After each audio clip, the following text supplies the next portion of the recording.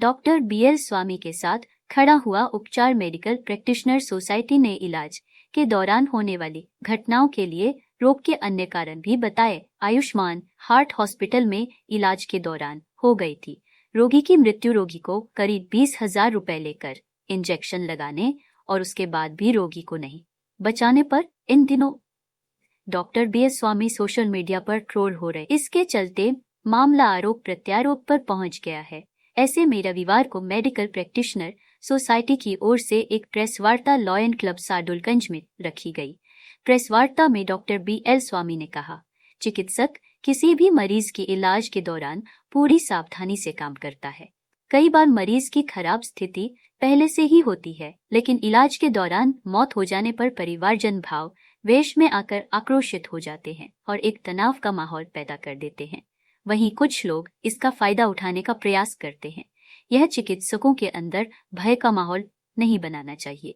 यह बात जनता को समझनी होगी। तो हार्ट ब्लॉक खुद में भी गंभीर बीमारी थी। हार्ट ब्लॉक में क्या आपकी धड़कन 40-30 के लगभग आ जाती है, उसके बाद में अचानक कई बार सुनने भी हो जाते हैं, एकदम गंभीर अवस्था बनती है। तो उसने किसी गवर्नमेंट हॉस्पिटल में पता नहीं बीकानेर या कहाँ लगाया, वो होता नहीं है, और उसने कई दूसरे हॉस्पिटल में 4 महीने पहले देश में लगाया था।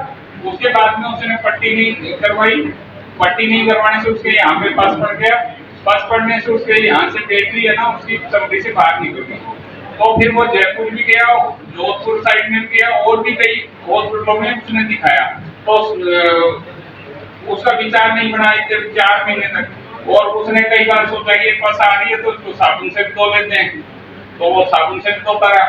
और उसके बाद में जब मेरे पास आया, उस दिन मैंने कहा आप तुरंत भर्ती हो जाइए। तो वो कहता है आज तो मैं भर्ती नहीं होऊंगा। तो वो कहता है मैं घर के तरह मेरा एक प्रोग्राम है, उसको निपटा के फिर आऊंगा। फिर वो मेरे पास आया।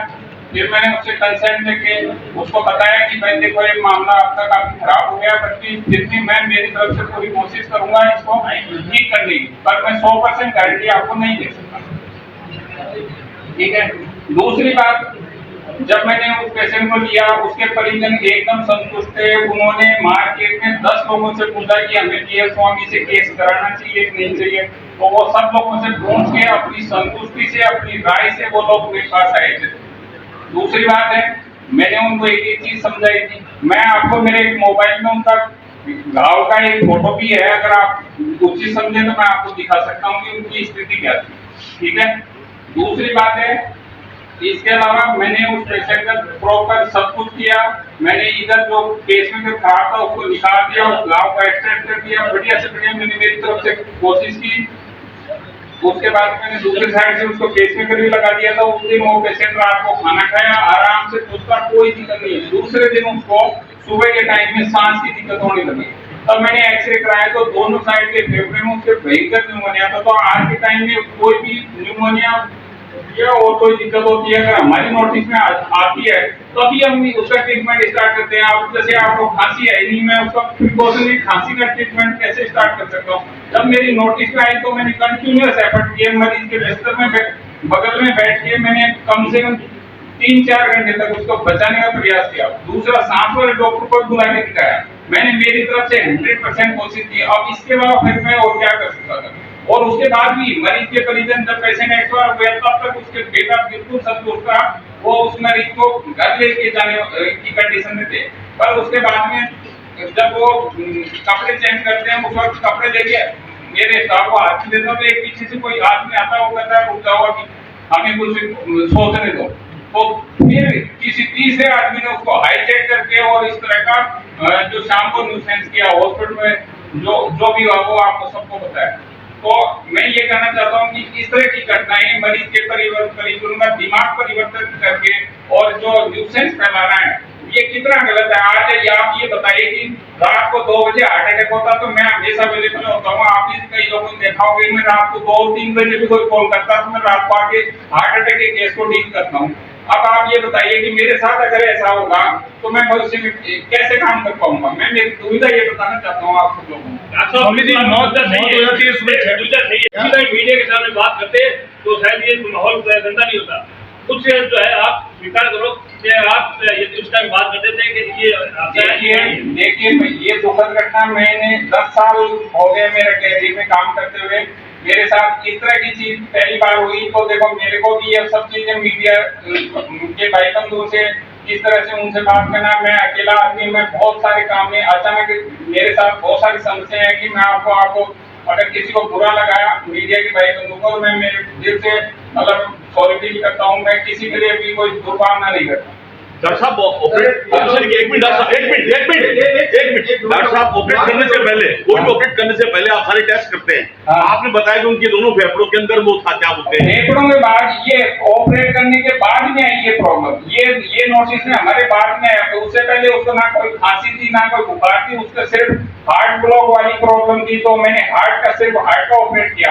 अब उसके बाद में जैसे गाड़ी पुरानी होती है तो इंजन पे जब काम आता तो हो सकता है उसके शॉकर भी कमजोर होते हैं, गाड़ी में विभिन्न और भी प्रॉब्लम आ सकती है। आज मैंने सोचा अपनी गाड़ी आज शॉकर में कोई पिस्टन में प्रॉब्लम आ गई, हमने पिस्टन ठीक कर दिया। उसके बाद में दूसरे दिन शॉकर खराब हो गया। अब उसमें मेरे पिस्टन का और उस शॉकर से मेरे दोनों का आपस में क्या संबंध है? ये जवाब नहीं है। मैं मतलब सिंपल चीज समझाऊं।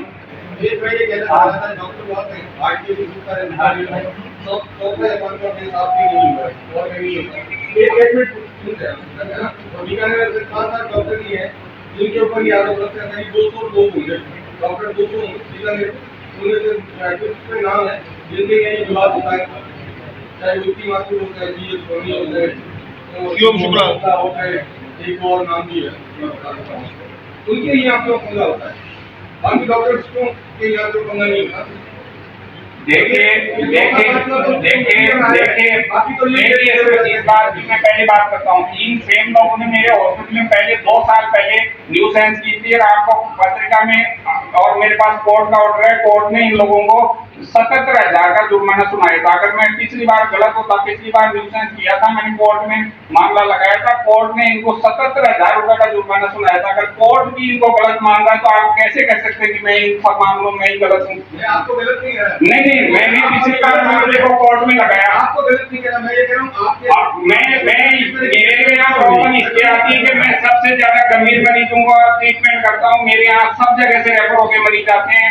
कई मरीज इतना भरोसा करते हैं मेरे पे कि लोग कहते हैं कि सभी से ज्यादा इस पेशेंट में भी देख लीजिए आप कि ये सब जगह घूम के आप मेरे पास आया। तो आप ये बताइए कि अगर मैं किसी मरीज का बिल्कुल बिगड़ी हुई कंडीशन में क्या मुझे काम करना बंद कर सकता? इसी तरह की और खबरें देखने के लिए सब्सक्राइब करें कामयाब कलम न्यूज़ चैनल।